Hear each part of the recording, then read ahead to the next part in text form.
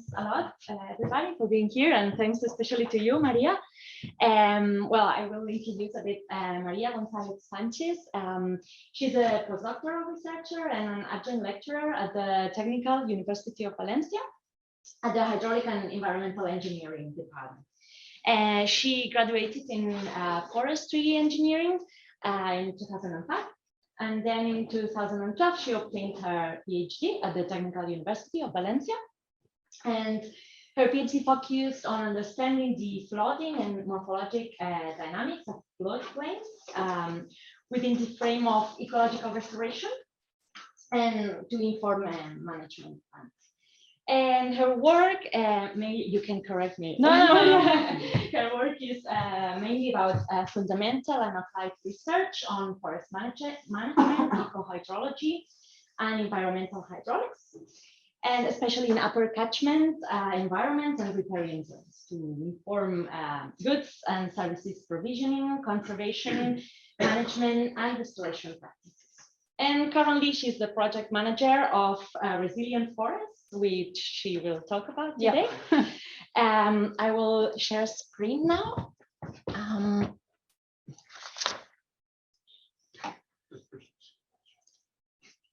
And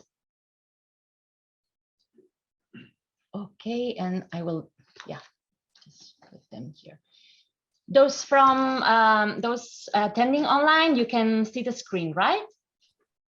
Yes, we can. Okay, perfect. Then the floor is yours, Maria. Okay, thank you. Well, thank you all for being here and of course for inviting me. I must say it is quite exciting to be here today, to be invited here, and also a bit frightening. So I'll do my best. I'm going to talk about not just the Resilient Forest project, as Alba just said, but more like the approach the research approach we are following in our research group, and you'll see the Resilient Forest is a big part of it. So first of all, really brief, since of course it is not just me, it's a bunch of us. This is us.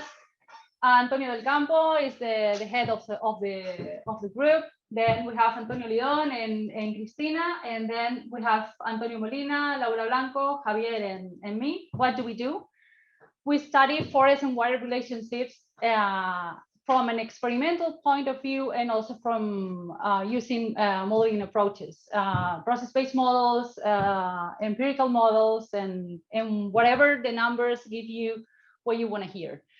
So with this forest and water relationships, what's the goal? Our goal is eco-hydrological forest management. And that's what I'm going to talk about here today, about our approach to develop eco-hydrological forest management, because we always try to study these things in an apply way. We want to apply what we learn in the field, what we learn from the models. We want to apply it in the field if possible, of course. So the traditional forest management has always looked, well, if you're doing hydrological forest restoration, to soil protection, of course, production, also wildfire prevention, and then after that came adaptive forest management to cope with climate change, forest management only for water provisioning as a main product, and many other products you can come up with, like biodiversity or whatever. So what do they all have in common? What do all these goals have in common? From our point of view, water, it's one of the elements all of them have in common. Why? Well, water can be like a direct goal, direct objective when you are planning forest management, because, for instance, you want to increase water provisioning, but it is also always an indirect goal. Why? Because water, it's a key element in many processes that occur in forests. It's a key element, of course, in transpiration, in the climate, in fire, in soil processes. So all these individual goals, but we mentioned biomass, or well, production in general. We mentioned soil protection, climate change, fire, whatever. All these goals always have in common the water, because water is the key element. It's not always the limited resource, the limited resource in the ecosystems. In ours, I'm from Valencia, as Alba said. For us, water is kind of tricky because we don't have many water. But even though in those ecosystems where this is not the limited element, and where for I think light will be more the limited element compared to water, even though water still is the common element that allows you to focus in many processes that are occurring in the forest. And when you are able to focus in these processes, and you know which variables you can touch, you can quantify, you can change, then you know you can set an approach to manage your forest based on all these processes. So for us, the key word is process. So eco-hydrological forest management focuses on the processes that are occurring in the forest. In our work is to see which variables are the most important in your ecosystem, which processes are the most important ecosystem, and with which variables can you play with in order to modulate these processes. So, and also, and this will be more, I told you we work with field experimentation and also with modeling approaches. So this will be more, if you're working with models, water is also a key element that, besides being a common element here in a tree scale or in a square meter scale, it's a common element that allows you to connect from here to downstream. So in a way, when you are doing, totally, when you're doing forest management, whatever you do it has an effect, of course, in your mass, in your forest stand or whatever you're managing, and of course, downstream and sometimes upstream as well. And you can connect most of these effects through water. So that's why for us, the center of the forest management is water. Not, as I say, not because it is always the limiting element, because it is not, but it is one of the common elements that allow us to connect many processes. For instance, when this is just examples, when you're doing adaptive silviculture to cope with climate change, you have to be aware of the water consumption by trees. You have to be aware of the structural and the biological, the physical and the biological structure of your forest. You have to see what's the water consumption, if they are going to be able to cope with whatever provision or whatever projection in your area is going to be with whatever climate change projection model. But also, looking at the same graph, you can also do forest management to produce water, to increase water provisioning to downstream areas, or to put water in your forest. What do I want to put water in my forest? And I'm not talking about irrigation. I'm talking about managing my forest to increase the water status of some trees. Why? Fire. I want my trees to be healthier. I want my trees to be to have more or better hydration status, because when the fire comes, I want the fire to be as low intensity as possible. So this is these are just examples where water is somehow the center, but not it is not necessarily the main goal, but it's the center. So for us, eco-hydrological forest management affects many processes and can be approached through these many processes. So what does affect in general? Carbon. Well, we wanted it to spell cafe, so instead of water, we say aqua. Okay, we love coffee, to be honest. But well, it was a nice, catchy word. So instead of saying water, because I wouldn't know how to pronounce that, we say aqua. So it affects carbon, water, of course, fire, and eco-resilience. We just saw that if we are coping with climate change, we have to focus on water, not just on water. No, don't get me wrong. Of course, if we want to produce water, we have to focus on water. Fire and water are always together. If I'm managing for fire, maybe I'm not aware of that, but I'm also looking at water. But usually when you do your forest management, you are not aware of that, but you are looking at water. And of course, eco-resilience. So for us, this kind of management is useful not just to be like more detailed when I modulate, when I'm managing and I can modulate these processes, but also we want to quantify always the ecosystem services, goods and services, whatever you want to call them, related to this carbon, water, fire, and eco-resilience. And how do I do that? So that's what I'm here to, after this big introduction, that's what I'm here to talk about. How do we do that? How do we approach to that? Well, we are following an approach that goes, it goes bottom up. Okay, so we are going to identify, we're going to characterize, we're going to reproduce and modulate these eco-hydrological processes. So this is like, okay, everyone knows that. So what's the practical, how's the practical way we do it? Well, first, what we do is a general vision of my study site.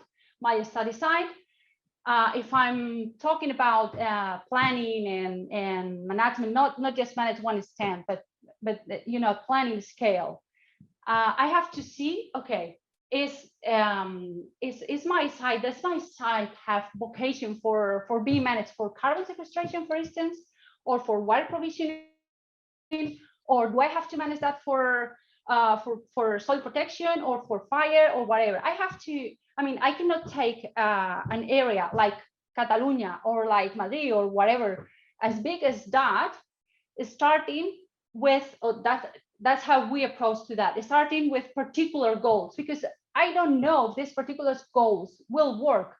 So first, we say the general goals of forest management, and we establish in my area, I will show you how do we do that. In my area, if it is worth or not, all these cafe goals.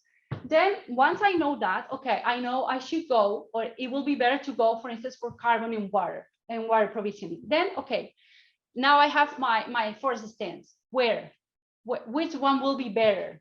Which one will be better for water, for carbon, for both? Once I know that, I go and I quantify, and then it's like I have a big map and I'm using different magnifying glasses until I go with the soil chain. Okay, that's the approach. First of all, the big picture, and then I am narrowing it till I go to the field with the soil chain. So here we have first the vocation of the area is a general catchment vocation to carbon, water, fire, eco-resilience. Water can be water production or soil protection. I have to protect the soil from the water, okay? And with that, I will set the specific objectives for here. Then once I know, okay, it is worth to go for this 2, 3, 1, whatever the result is, then I go with a magnifying glass to the forest, because here I have the whole area. And now I remove all the part I'm not going to manage. I'm not going to manage the village. So I am taking it out and I am looking at the forest. And then I'm going to analyze the aptitude or the qualitative potential, because it depends on the goal of the forest to accomplish the goals I established here. Okay, once I know that, I will obtain a map of potentiality. Then I'm going to quantify and not just quantify as a baseline scenario, but what will happen with forest management. Here, of course, the modeling approaches is where they play a role. And once I know that, once I have the numbers, then I go and I use a decision support system in order to see, okay, I have 3 goals, but 3 goals give me a lot of possibilities of management. So I need something I need an optimization algorithm in order to help me to combine these 3, 4, 5, 2, 1. Makes no sense. So the first step, we're going first to identify the processes. I told you process is a key word here. So we're going to identify the process involved in the possible activities of cafe. What's this? Well, I have my catchment or my catchments in plural. It doesn't matter. And what will be the process involved in cafe? Will be atmosphere, soil, plant, the process related to the to atmosphere, soil, plant, and we also include here, of course, hydrology, and we also include here socioeconomic, the socioeconomic perspective, because you cannot plan a management scheme or a landscape management without taking into account what the people thinks or what the people needs, or what are the political or legal constraints. Then, once we know the processes, we're going to identify the variables related to these processes. It will be temperature, relative humidity, precipitation, of course. In the soil will be, for instance, hydraulic conductivity. It will be the parent rock. If it is not, for instance, a karst, if it is impervious, I'm not going to do percolation. If my goal is to put, for instance, I want you to do a management scheme to put water into a reservoir. Okay, for that, I need certain things. I need certain parent rock that that is not very prone to deep percolation. I need certain slope that will bring the water that I'm producing or that I'm maximizing upwards to bring it into the water reservoir, because if it is flat, it will never reach it. So it's like we are going to analyze in all these kind of things in order to, on the one hand, to tell the politician, because it's usually politicians or the technician that ask us to plan this. You can do this, or you cannot do this, or you can do this, but here and there are out of the picture because they don't play a role. Of course, socioecological characterization of the study area. I must say here, I'm not an expert here. That's why we have in our group people expert in this kind of things. It is also really, it is very, very important.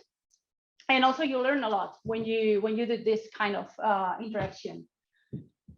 Then you have to define the thresholds and the standard functions that modulate its process. For instance, I want to do forest management to produce water. Yeah, okay, but you're in an area where your year of precipitation is not higher than 350 or 380. So whatever you do to the forest, you're not going to produce water. So this will be one threshold, or the other way around. I want to manage to produce more water. Okay, but you are in an area where you are 1,500. So I think there's no point for that. Maybe you should look into the other way. So these are the easy ones, okay? But we have to set thresholds to all of them, to soil, to slope, to not just slope, but also the shape of the slope. Okay, and then as it were easy, and let me tell you, it's not, we combine all the information and then we set a map.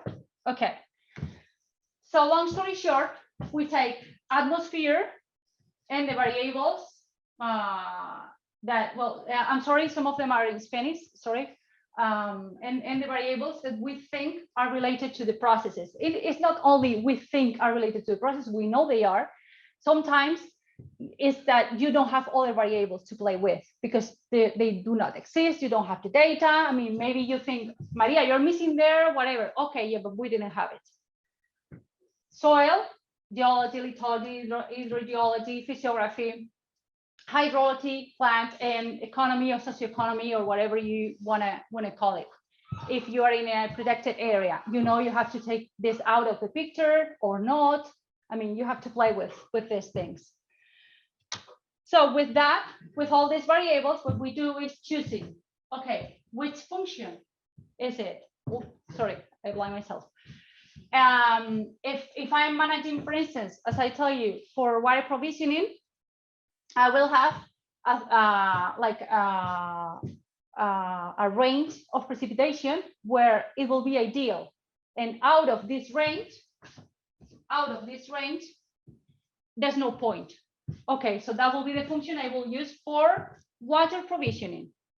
Okay, how about if I'm doing it for instead of water provisioning, water protection, to protect the soil from water, I will use another function, and so on. So each variable I have to choose which function will take place there or will make sense to achieve the goal, and the threshold values. So here it's a hard work of bibliography, I mean of literature research, and also, as they like to say, expert eye.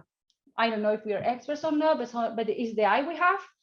So that's how we play.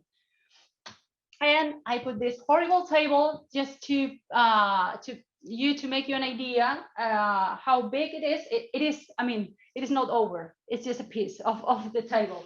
All the variables we have been using, the function we are using, and the threshold.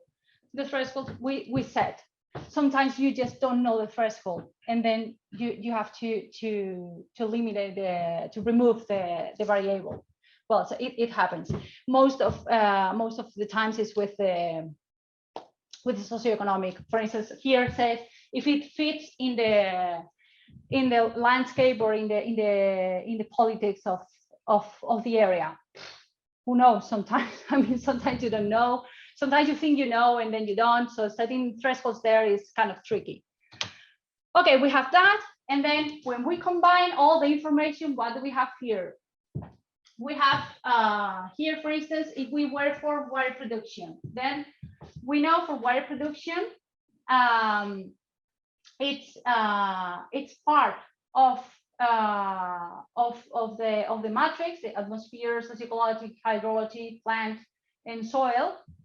We have its relevance, and then we know, okay, this area it's prone for water production because the atmosphere is claiming for it and the plant is claiming for it, or because the people is claiming for it, whatever. I mean, then you more or less, you know where you are. This is to know where you are and to show the technicians and the politicians where they are. This area is like this, and it is like this because you have a climate that is claiming for it, or you have a forest stand that is really old, or whatever it's happening in your area. And with that, in global, then you'll know if you have to go for water production, for carbon sequestration, for water protection, for fire, or for eco-resilience.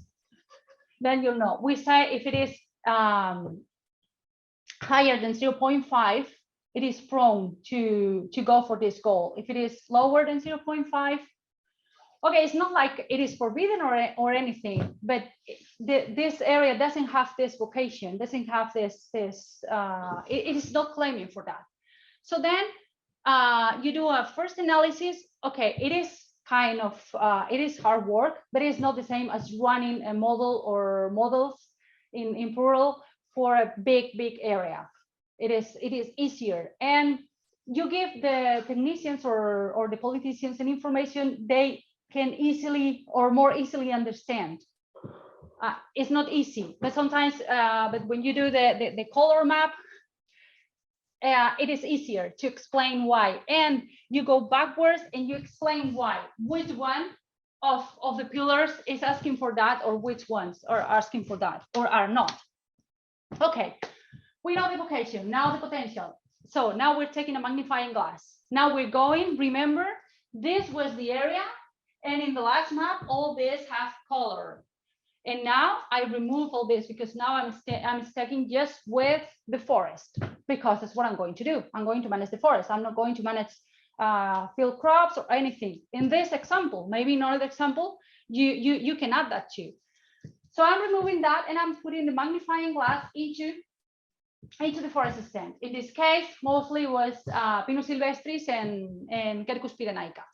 So I'm going again, once again, I'm going to identify the particular variables that modulate these processes. Process again, once again, the key word here. Related to what? To what I just obtained. Remember, I obtained water provisioning and carbon sequestration. So I'm going to focus on these two, and I'm going to focus in my forest, which are the variables that modulate these processes for water provisioning and carbon sequestration. Okay. I'm going to define its variability within the study area and the possible range of forest management, of forestry. And then I'm going to merge this information. How do we do that? We use, this is the method we choose. It's not the only one. We use the analysis hierarchical approach. And its methodology is widely used when you are doing this social and ecological interaction, but it's not the only methodology we use. So with that, we obtain, okay, apparently Pinus sylvestris in this case were most prone to be managed for water. Why? Well, because of the consumption, because of the status of the Pinus sylvestris here. I mean, it's not just how the species behave like in a synthetic way. It's okay, how is the species there in your area? And then with that, you obtain a potentiality map where you once again can give or can give to the person who's going to plan this management and say, okay, go first to these areas because it does make more sense than going to the other ones. How did we do that? The same. I just said, we identify the processes, and with this process the variable, and we combine these variables. Which processes were here? Again, plant, atmosphere, plant, and soil. Here we took out the socioeconomic because we have already removed the areas where it was impossible because some protection level or things that I don't know, they don't want to manage or whatever. You take out the ones that are not possible anymore. Okay, so we have a potentiality map. We know where to act first, and now they want numbers. Okay, if I'm going to act here, what I'm going to get, how many carbon I'm going to sequestrate, how many water I'm going to put into my reservoir, because you said this area had potential for that. Okay, how do we do here? Yeah, it's modeling, it's eco-hydrological modeling. Now we take a big magnifying glass and we go from here to here. So it's a big magnifying glass and we model this area. You can do the modeling like plot or a catchment scale. That depends on the place, or of course on the data you have and on the needs, on the objective, the management goal. Because if it's fire, not all the models can do that. So if it's, I mean, it depends on that. So we quantify. What do we use? Usually we use biomass, methane. Actually, this one was made with methane, let me tell you. Rhesus, and well, this one is just for water, for water purposes too, because this one moves the water pretty well, and then you know if it will go to the finally will go to the water reservoir or not. So what do? We combine models.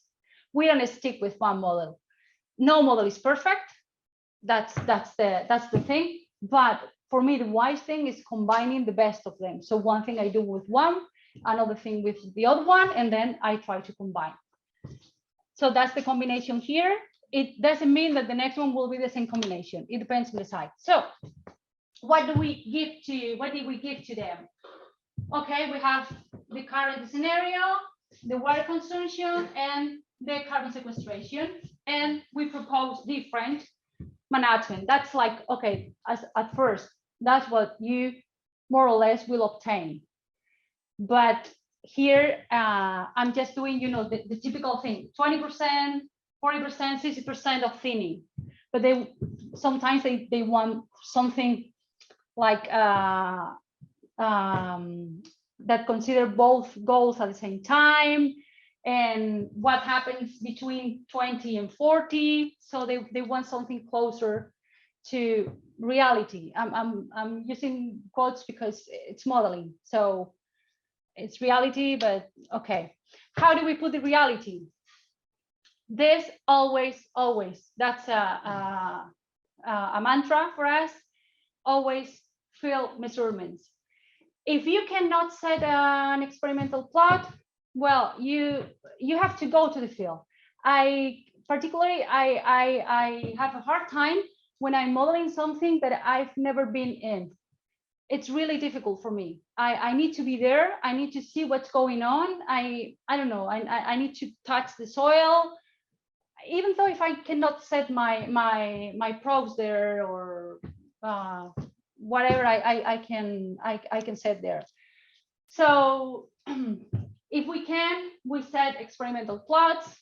For us, the basics are methodology, soil moisture, and transpiration. From there, you can go to the moon, but you need money and time. If we have those, that's perfect. And also, we cannot forget we're measuring in a plot. So from the plot to here, wow, there is a long way. So plots are great. The data is great, but one plot is here and I have another stand there, and maybe it's behaving differently. So nothing is the Bible. So you have to choose wisely how to combine all these things, and of course know what will be your range of confidence. So we use nested catchment approach, and we wish we had plots everywhere, but we cannot. And finally, we are going to allow the technique play or to select the management scheme, playing with more than one goal, not just saying, okay, 20, 40, 60, and that's the water and the carbon and whatever you get. No, it's, I want to get carbon, water, and biodiversity. And okay, let's structural biodiversity, like gamma. I don't know how to say in English, but structural biodiversity. Okay, then I'm going to play with an optimization algorithm, and that's where this DSS tool, that's how it came here. So that's why it took me this long way to explain it. So we developed a DSS tool. Why? Well, I think you're familiar with this image because it's from CREAF. So, and thank you for that because it's super useful to explain this. Of course, you here all know when you're managing the forest, ISA, you modify the provision of ecosystem services. You modify it. I'm not saying you improve or you worsen it. You modify it. Okay. And why only do I have to go for one goal? And even though, okay, I go for one goal because I want to. Okay, but what's going on with the rest of them? So that's when the DSS tool came. We thought it was important not just to allow the user to play with more than one goal when designing the forest management. Let me tell you again where I come from. Semi-arid place where playing with just wood, it makes no sense because we don't have water to produce wood. So long story short, we don't have forest management either. So that's where we decide, okay, let's allow us to play with more than one goal to see if somehow people with, get more excited about forest management. So that was the beginning of the story. What do we do with this DSS tool? We quantify, always quantify. And we develop a multi-objective forest management.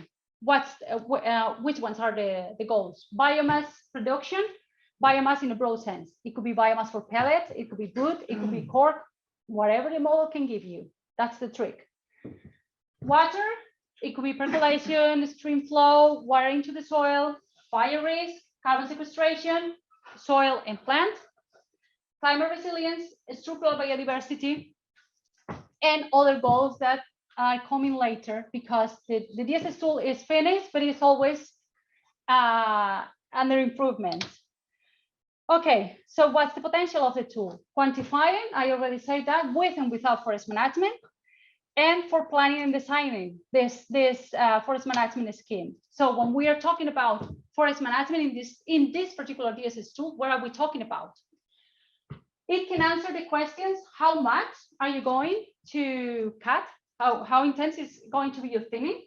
Where do you have to do it? Sometimes what we have with technicians is, okay, I love forest management, but I only have money for 2 stands. So where do I put my money? Like if you were in a casino or something, where do I put my money? So that's the other question we try to answer. When do I have to do the next one? Forest management is not just, okay, you have to cut 20%. Okay, but what's going in 5 years, what will happen? Or in 10 years? So when do I have to come back again? You have to do a plan. So that's when and how. Do I have to go for the big trees? Do I have to go for the small trees? Do I have to go for the species A, B? So that's the question, how. So with this DSS tool, we solve whatever combination of these questions you might wanna ask. We can solve the 4 of them, just 1, 2, whatever combination of them. So we always quantify. We can do it for any forest mass, both protective and productive forest. Why I'm saying that? Because we also included recently a forest plantation for wood production. So which one will be the desired density, tree density in your plantation, besides the thinning, and when do I have to do the thinning and so on, the initial tree density in order to get wood, water, or whatever combination of the management goal. We can design forest management scheme at any spatial scale, from a forest plantation for productive forest to an entire catchment. Then it brings me to this planning and management at landscape scale, but we strongly advise to do the first approach we already I already told you, not just start right away with the modeling, because then it gets hard to explain the results. And when you have gone all the way with them, you have been showing them the maps, you are obtaining the variables, you are obtaining, it is really easy. Well, it is easier to explain the results. For what results is planning, carbon sequestration, now that is really fancy in the EU, these carbon farming schemes. So you can also set that. And of course, adaptation forest to climate change. So what does it look like? How is the DSS? It has a simulation model. It's process-based model. Optimization, it has optimization algorithms, and visualization part is where you can interact with the results. So how does it work? First, I will start a simulation. I will tell you later how. I start a simulation. Then I run the simulation, and the simulation goes to the optimization. I simulate, I calculate the metrics. Which metrics? Carbon sequestration, water percolation, stream flow, structural biodiversity, fire risk. Well, all this, I calculate the metrics. And the metrics go to the optimization part. The optimization part evaluates the metrics, and it proposes a management plan. Whatever management plan, depending on the constraints you have given. Maybe you have constraints of slope. Okay, if it's higher than 30%, do not touch here. Or if the area is bigger or smaller than whatever, do not touch here. And proposes the management plan, goes all the way back to simulation, simulates the management plan, and we start all over again. And number of iterations. Let me tell you, it's not fast. I mean, I'm very honest. And sometimes you can be like 2 days iterating. Well, not you, the computer, luckily not you. And when it finishes, it gives you the results. Which results? The Pareto front. It is looking for the Pareto front. It is playing, it is evaluating the metrics according to what? To what you say you want it to optimize. I say I want carbon and I want water. How do I want it? I want the maximum water as possible and the maximum carbon as possible, or the minimum. I mean, that's up to you. And it goes to the Pareto front and it gives you the Pareto front. So it calculates the processes and flows that occur in the ecosystem and are included in the modeling. It uses different models from a little bit more simple to more complex. I don't want to say the word simple in modeling because it is not, when you say that and then someone new in modeling takes the model and then he or she asks you, and that's simple. So to less complex to more complex, let's say that. Then generate the metrics. And which metrics? Okay, we advise usually to take one of each group and take, I don't know, carbon, biomass sequestration, or soil. I mean, you can play. Why can you play with that? Because the model is calculating it, and whatever the model is calculating, you can play with that. I mean, we haven't developed the model. We have done the coupling of different models. I'll show you, and the optimization algorithm and how the user can play with these things. Well, the optimization part, it provides the best solution, and it has the decision variables, thinning or planting, asking these questions, and proposes the management plan. And the response variable maximizes, you can maximize, you can minimize, or you can say, okay, just give me the information. I don't want to maximize, I don't want to minimize, I just want, and that's what we advise. Okay, even though if you're just choosing 2 goals, click the other ones as information, because then you'll know what's going on. And we also include one that says if you are improving or not compared to the baseline scenario, the business as usual, which could be management. It's just whatever is going on into your forest. And then the visualization part, it gives you all the solution. And if you are working with a distributed model, it also gives you the map. It's a HTML map where you can see every year what's going on, and you can see in your forest working unit, what do you have to do? Which thinning do you have to do, and when do you have to do it? Well, and this I wanted to put it again because maybe now you understand it better. This is the simulation part. So far we have now RESIS, TETIS, BioMBC, and CLM models included. It doesn't mean they will be the only ones. I want to include more, but so by now it's that. These are the metrics, and it's the same.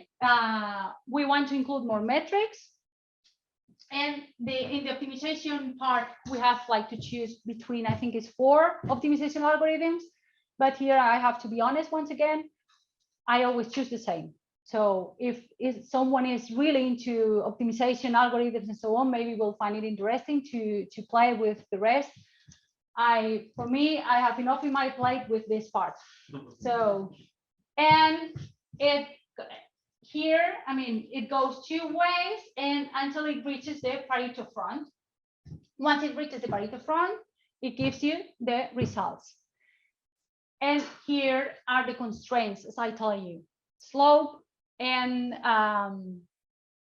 area, and not just amount of square meters or kilometers. Also, I don't want to touch this site and this site because they are protected, and I cannot take them out of my modeling because it wouldn't make sense because the water is connecting them. So if I take them out, it will be like a gap here, like a hole. But I don't want to touch them. So you can say that, don't touch this, and touch just whatever you want to touch. So how do I interact with this DSS tool?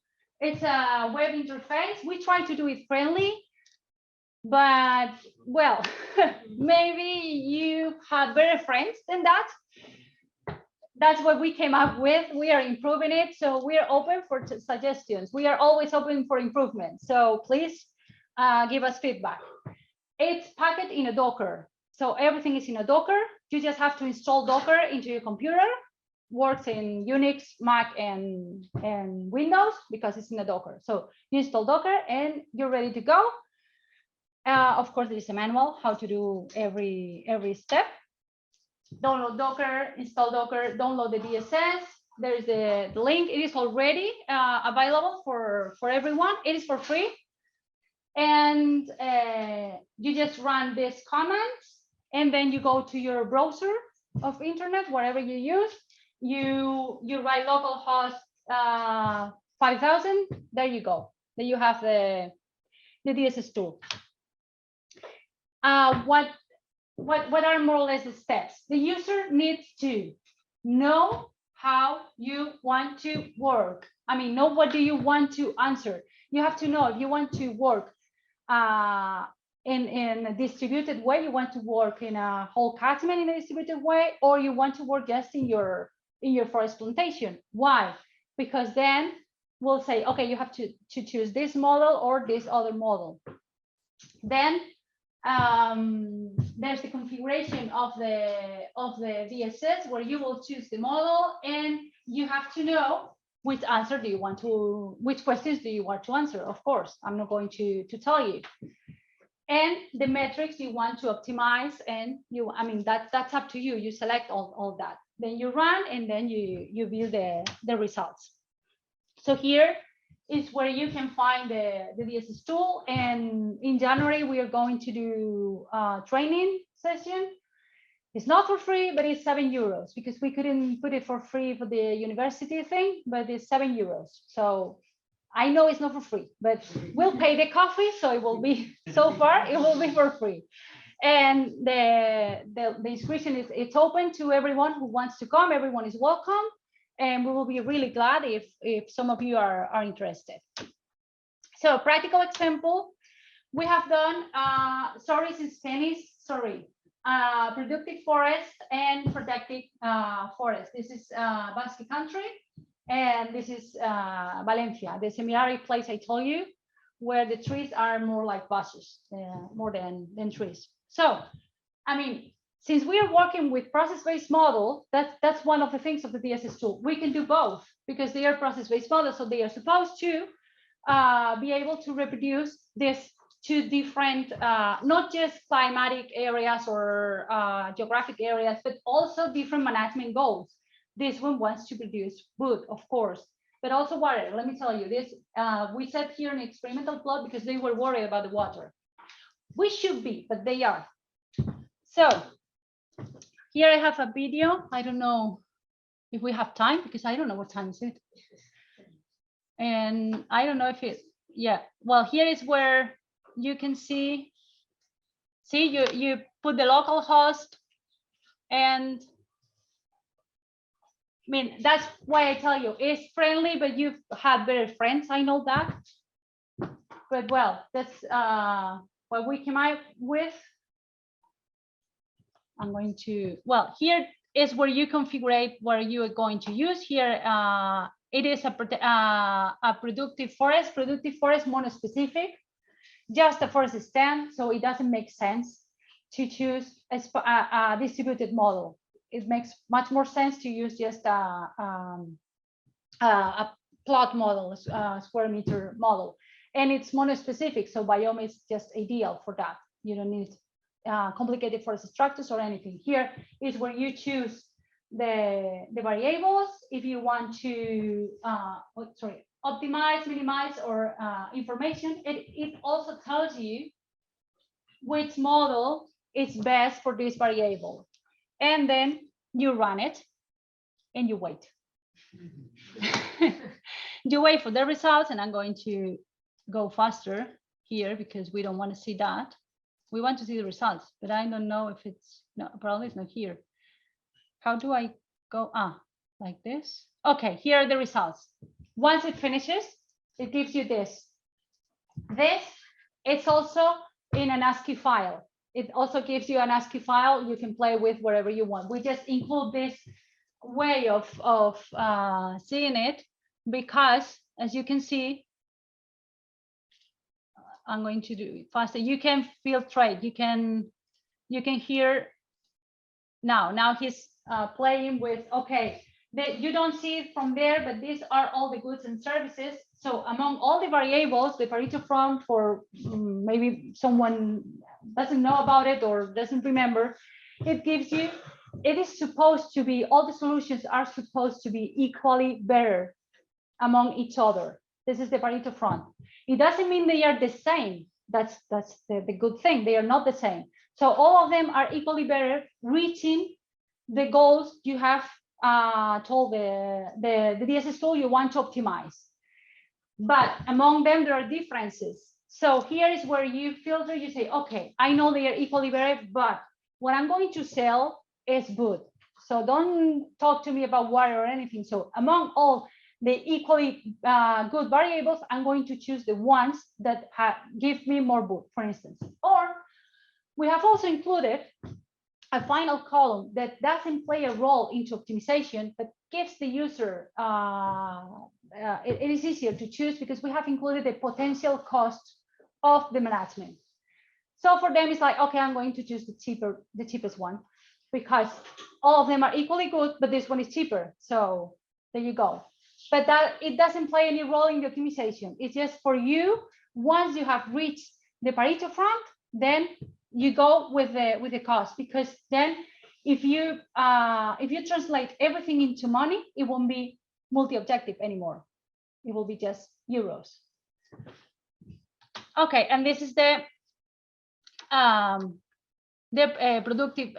This is the protective forest, sorry, which is the same but different results. Here is just an example where you can see two different environments, very different environments, semi-arid area, 350 millimeters with lag, trees like bushes, and besides this was a post-fire regeneration, a very fire-prone area, or productive forest, trees like buildings, and a lot of water, soil. In both of them works, as long as the process-based model works. And that's it. So thank you.